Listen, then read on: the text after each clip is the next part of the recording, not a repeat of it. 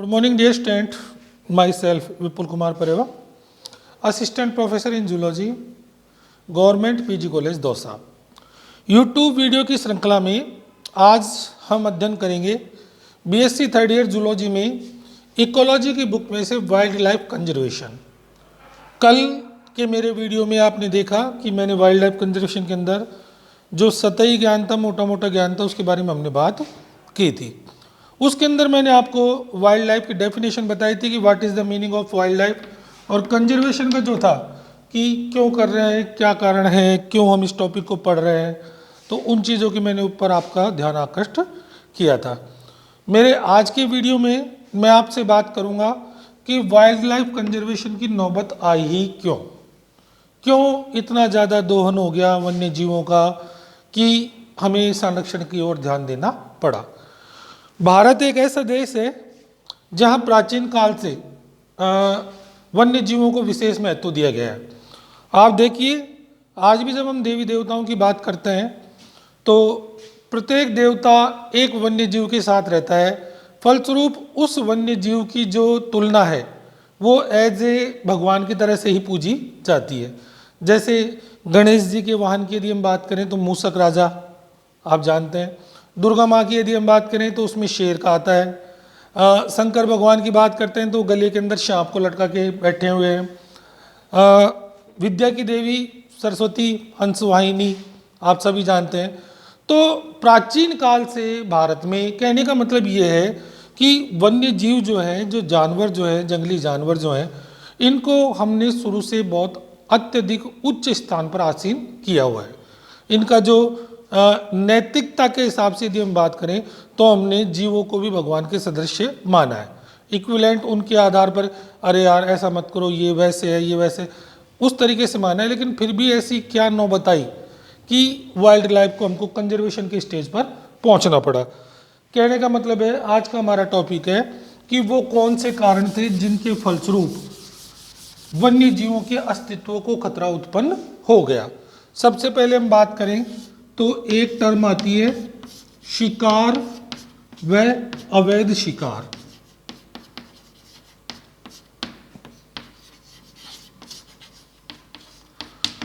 वन्य जीवों को इस शताब्दी के अंदर या लास्ट 100 ईयर्स के अंदर जो सबसे बड़ा लॉस हुआ है वो लॉस हुआ है हंटिंग से। हंटिंग व पोचिंग जो दो चीजें हैं, इनके अंदर आप देखिए प्राचीन काल में जो राजा महाराजा थे उन्होंने अपना जीवन में एक शब्द डाला जिसे हम आखेट कहते हैं। आखेट, ये आखेट केवल मनोरंजन के लिए किया जाता था। राजा हाथी पे बैठ के या घोड़े पे बैठ के जंगलों में जाते थे, वहाँ पर हिरन, बाघ, तेंदुआ जो भी उनको मिलता वो दल बल के साथ उसको मारते थे और मारने के बाद में उसको लेके आते थे, उसकी खाल निकाल कर अपने महल के अंदर सजा के रखते थे। यानी कि किसी राजा की कुशलता का परिचय उसके शिकारी गुण से पता चलता था कि ये कितना बाहुबली है, ये कितना दबंग है। लेकिन अब इन लोगों ने आखेट में अपना तो काम कर दिया, लेकिन अंत में ये परिस्थिति हो गई कि जंगल में से जीवों का ही गिनती है वो लगभग न के बराबर हो गई। कहने का मतलब है लोगों ने अपने मनोरंजन के लिए जीवों को मारा और उनका ये मनोरंजन आज के युग में इतना दृष्टांत हो चुका है कि हमें संरक्षण करना पड़ा है। आप देखिए, यदि ये वन्य जीव संरक्षण समय पे चालू नहीं होता तो हम हमारी आने वाली संतानों को केवल कागजों के माध्यम से ही बता पाते कि बेटा इसे टाइगर कहते हैं, बिकॉज टाइगर लगभग समाप्त हो चुके थे। लेकिन ये संरक्षण की देन है कि आज रणथंबोर हो चाहे सरिस्का हो, जिसके अंदर हम एक पर्यटन के हिसाब से जाते हैं, वहाँ हम जाकर इन शेरों को देखते हैं। आज के भी न्यूज़पेपर में आप देखिए तो रणथंबोर के अंदर बाघिन T12 अपनी शावक के साथ नजर आई है, टुडेज दैनिक भास्कर न्यूज़ के अंदर। तो ये चीज़ें जो आखेट था, उस आखेट ने इन चीज़ों को बहुत ज़्यादा क्षति पहुंचाई है। केवल राजा महाराजाओं ने अपने मनोरंजन के लिए जानवरों को मारा, मारने के बाद में उनको महल में डिस्प्ले किया ताकि ये पता चले कि साहब मैं इतना बलशाली हूँ या इतना बलवान हूँ। इसके बाद में ये तो राजा महाराजा काल की बात है। उसके अलावा भी आप वर्तमान जीवन के अंदर भी ये देख सकते हैं कि कई लोग चोरी छिपे हंटिंग करते हैं। आपको एक ध्यान होगा, अपने जोधपुर के अंदर सलमान खान का केस चल रहा था, चिंकारा को मारा था उसने। अब ये लोग आए तो फिल्म की शूटिंग करने थे, लेकिन पता नहीं वहाँ किसने किसको कैसे मारा, क्या मारा, वो केस आज भी चल रहा है। जबकि वहाँ विश्नोई समाज के जो लोग हैं वो जानवरों से इतना प्रेम करते हैं कि वो उनको अपने बच्चों की तरह पालते हैं। लेकिन कुछ लोग ऐसे चोरी छिपे जाते हैं और वहाँ पर उन जीवों को शूट करते हैं। कोई बंदूक से मार रहा है, कोई किस तरीके से मार रहा है। कुल मिला के वन्य जीवों का विनाश हो रहा है। इसी क्रम में कुछ भ्रांतियां भी फैली हुई हैं। उन भ्रांतियों के कारण इन वन्य जीवों का अधिक से अधिकतम शिकार हो रहा है। जैसे मैं बात करूं, हाथी, भालू, रिनोसोरस गैंडा जिसे अपन कहते हैं, नेवला, बाघ, मृग, कस्तूरी मृग आपको बहुत अच्छे से जानते हैं, कस्तूरी मृग, तेंदुआ, बहुत सारे जानवर, बहुत सारे। हाथी को उसके हाथी दांत के लिए मारा जाता है। ये हाथी दांत बड़ा कीमती होता है, इससे आभूषण बनते हैं। भिन्न भिन्न प्रकार की चूड़ियाँ, लाख का सामान जो होता है सजावट के लिए, as a ornamental, as a decorative, हाथी दांत का बहुत शिकार किया जाता है हाथी का, और उससे हाथी दांत का व्यापार होता है। ये पूरा एक माफिया गिरोह होता है। चूंकि हाथियों का शिकार करना मना है, तो चोरी छिपे तस्कर लोग जो होते हैं, हाथी दांत के तस्कर, वो हाथियों को मारते हैं, बदले में हाथी दांत लेकर जाते हैं। भालू के पित्ताशय के अंदर कहते हैं कि इससे कोई औषधि बनती है। फलस्वरूप इस पित्ताशय को प्राप्त करने के लिए भालुओं को मारा जाता है। गैंडे का जो सींग होता है, इस सींग के लिए ये भ्रांति है कि इससे पौरुषवर्धक दवाइयां बनाई जाती है, कामोत्तेजक दवाइयां बनाई जाती है। इन दवाओं के कारण गैंडे का शिकार किया जाता है और शिकार के फलस्वरूप बेचारा रिनोसोरस मर जाता है। नेवला है, इससे पेंट की ब्रश बनाई जाती है, कलर पेंट जो अपन करते हैं उनकी ब्रश बनाई जाती है। बाघ, तेंदुआ, इन दोनों का मांस एवं चर्म के लिए, मोस्टली जो है इनकी चर्म, जो इनकी खाल है उसको सजाने के लिए। आपने देखा होगा अभी 90 के दशक में, देखिए जितनी भी हॉरर फिल्म बनती है, जो डरावनी पिक्चरें होती हैं, उनके अंदर आप देखिए उसका सेट इस तरीके से डिजाइन किया जाता है कि घर में घुसते ही अंदर की तरफ पहले तो हिरण टकी रहेगी दीवार पे, थोड़ा सा आगे चलोगे तो शेर दिख जाएगा, फिर उल्लू दिख जाएगा। मतलब एज ए जो सीन क्रिएट होता है वो इन जानवरों से क्रिएट होता है। मतलब कहने का मतलब उन सबों को डरावने के लिए। कस्तूरी मृग के लिए कहा जाता है कि इसके नाभि के अंदर कस्तूरी पाई जाती है, जो कि इत्र के समान भयंकर इत्र, लोग इसे काफी पसंद करते हैं। अब इन चीजों के उत्पाद प्राप्त करने के लिए जब हम बात कर रहे हैं हाथी की, भालू की, गैंडा, नेवला, बाघ, कस्तूरी मृग, तेंदुआ, इनके अलावा सेही का मांस खाने से भी कामोत्तेजक दवाइयाँ बनती हैं, शरीर में यौवन शक्ति आती है। ऐसी जो मति भ्रांतियाँ हैं वो समाज के अंदर फैली हुई है। इन्हीं कुरीतियों की वजह से इन जानवरों का अवैध शिकार किया जाता है। हालांकि वन्य जीवों पर पूर्णतया प्रतिबंध है कि इनके ऊपर किसी भी प्रकार का कोई भी शिकार नहीं किया जाएगा, लेकिन फिर भी जो तस्कर, जो माफिया लोग होते हैं, वो चोरी छिपे इन जानवरों को मारते हैं और मारने के साथ ही इनका व्यापार करते हैं।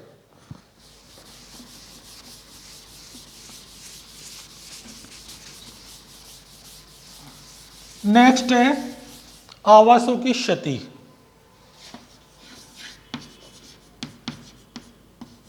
आवासों की क्षति, कल भी मैंने इसके ऊपर थोड़ी सी बात की थी आपको, आज हम खुल के बात करेंगे। संपूर्ण पृथ्वी प्रारंभ में एक जंगल के समान ही थी। एक शताब्दी, ये कई शताब्दियों पहले की बात कर रहा हूँ, जब आदि मानव हुआ करते थे। धीरे धीरे सभ्यता का विकास हुआ, मनुष्य ने अपनी सभ्यता को बहुत ज़्यादा गति प्रदान की। अब ज्यों ज्यों विस्तारवाद की बात आई, कल कारखाने, औद्योगिक इकाइयाँ, रेल की पटरियों के लिए, सड़क के लिए, हवाई जहाज की पट्टियाँ तैयार करने के लिए वन्य जीवों की तरफ मनुष्य आगे बढ़ा। जो ही, जैसे मान लीजिए पहले ये क्राइटेरिया, ये जंगल था और इसी में ये टुकड़ा मनुष्य के पास था। अब मानवीय गतिविधियों के फलस्वरूप धीरे धीरे मनुष्य जंगल की ओर अग्रसर हुआ। उसने वनों का विनाश किया, जंगलों की कटाई की। जंगलों की कटाई करने के साथ साथ वहाँ अपनी यूनिट लगाने लग गया, चाहे वो इंडस्ट्रियल यूनिट हो, चाहे वो सड़क निर्माण की प्रक्रिया हो, चाहे वो रेल परिवहन के लिए हो। मतलब अपने जितने भी उसकी मानवीय गतिविधियाँ थी उन्होंने सीधे सीधे प्रत्यक्ष रूप से जंगलों की ओर मूव किया, क्योंकि जमीन इधर तो खत्म हो चुकी है, अभी इधर ही बनेगी। अब वो बढ़ने के साथ साथ जो एनिमल यहाँ रह रहे थे, इन एनिमल्स को यहाँ से माइग्रेट करना पड़ा। या तो वो एनिमल वहाँ से निकल कर चले गए या फिर उन एनिमलों को वहीं पर मार दिया गया। आवासों की जो क्षति हुई है, इन क्षति के फलस्वरूप जानवर बेघर हो गया। बेघर होने के फलस्वरूप या तो वो मारा गया या वो भगा, तो भगने के साथ ही लोगों ने उसका शिकार कर दिया। नेक्स्ट है डोमेस्टिकेशन।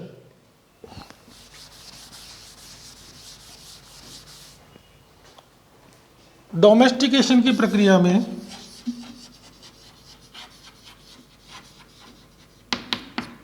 मैं आपको शुरू में बता चुका हूं, मनुष्य बहुत लालची प्रवृत्ति का आदमी होता है। सौंदर्य बोध का ज्ञान उसे होता है, उसे हर चीज अच्छी लगती है, जो चीज अच्छी लगती है वो उसे अपने घर में लाकर रखना पसंद करता है। जानवरों की श्रेणी में भी वो जानवर जो दिखने में सुंदर थे या फिर यूजफुल थे। दो कंसेप्ट यहाँ निकल के सामने आते हैं, सुंदरता और उपयोगिता। उपयोगिता के अंदर जैसे गाय है, भैंस है, घोड़ा है, ऊंट है, गधा है, ये ऐसे जानवर जिनसे उनको इकोनॉमिक फायदा होता है। आप देखिए गाय भैंस दूध देंगी, घोड़ा परिवहन के काम में आएगा, गधा परिवहन के काम में आएगा, बैल है, तो ये सीधे सीधे इंसान को बेनिफिट प्रदान कर रहे हैं। दूसरा, सुंदरता के लिए भिन्न भिन्न प्रकार के पक्षी, जैसे तोता हो सकता है, कबूतर हो सकता है, चिड़िया हो सकती है, मुनिया हो सकती है, ये कई प्रकार के जो जानवर हैं जो दिखने में सुंदर होते हैं, तो उन्होंने अपनी घर की सुंदरता बनाने के लिए इन जानवरों को जंगल से पकड़कर अपने घर में रखना प्रारंभ कर दिया। इसी के साथ आप देखिए डॉग का जो कंसेप्ट आया, विदेशों में या संपूर्ण विश्व के अंदर कुत्ते की कई प्रजातियां पाई जाती है, लेकिन अब अच्छी ब्रीड जो है डॉग की, जो अच्छी नस्ल होती है, अच्छी नस्ल को डोमेस्टिकेशन के तहत पालतू बनाकर घर में रखा जाता है। जबकि एक जो आवारा कुत्ता होता है वो गली के अंदर घूमता रहता है, उसकी तरफ किसी का ध्यान नहीं जाता। हालांकि स्पीसीज वही है, लेकिन ब्रीड का चेंज हो गया। अच्छी ब्रीड को घर के अंदर घुसाया गया और गंदी ब्रीड को घर से बाहर रखा गया। तो डोमेस्टिकेशन के फलस्वरूप वन्य जीवों का था वो भी एक विनाश का काम चला। नेक्स्ट है पॉल्यूशन। मनुष्य के द्वारा फैलाए गए प्रदूषण के परिणाम स्वरूप कई जीव अपनी गति को प्राप्त हो गए। सीधी सी बात है, जब उनमें पॉल्यूशन वाला कंसेप्ट आ जाएगा, जीवों को जब स्वच्छ वातावरण की बजाय मानवीय गतिविधियों से उत्पन्न हुए प्रदूषण का सामना करना पड़ता है, तो इन प्रदूषणों के चलते हुए वो अपने जीवन लीला को खत्म कर लेते हैं या मर जाते हैं। कुछ भी, जैसे मान लीजिए भी डीडीटी का छिड़काव हुआ, डीडीटी एक पॉल्यूटेंट है, ये लंबे समय तक वातावरण में वैसे वैसे बना रहता है। अब जो भी कोई वन्य जीव इसके संपर्क में आएगा वो तुरंत मृत्यु को प्राप्त हो जाएगा। डीडीटी का जो स्प्रे है वो पानी में भी चलता है, वातावरण के अंदर वायु में भी रहता है, तो दोनों ही माध्यम से यदि कोई भी जीव इसके संपर्क में आ रहा है तो वो अपनी मृत्यु को प्राप्त हो जाता है। नेक्स्ट है बीमारियां, डिजीज।